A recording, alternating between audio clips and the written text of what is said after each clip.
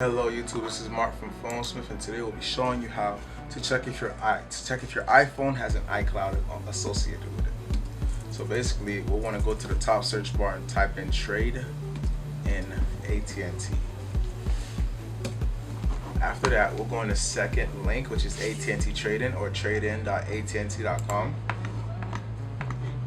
And basically from here on out, it brings you to a splash page, which is just AT&T's trade-in program. But you just scroll down here and go to the list of popular devices. It doesn't matter which device you select, just select any one. And then it doesn't matter which model of the device you select. Just click to proceed. After you click to proceed, click yes, you have it device powered on and off. This it does that. And also click yes for the activation lock, even though we don't know if it's locked or not, if it's been disabled. And then click yes. Really everything else doesn't really matter.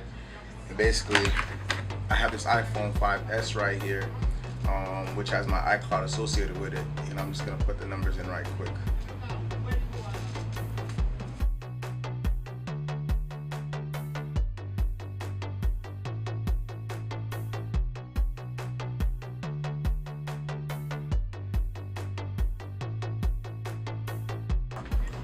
Okay, I just finished putting a number, and you don't have to put your phone, you can put any random number.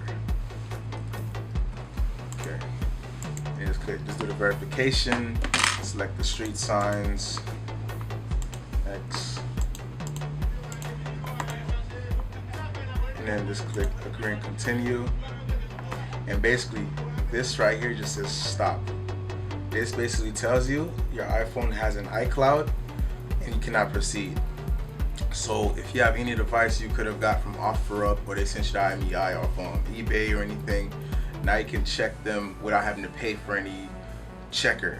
These IMEI checkers that's online right now trying to get those money. You see what I'm saying? So now this is a very free, simple method, which I found out today.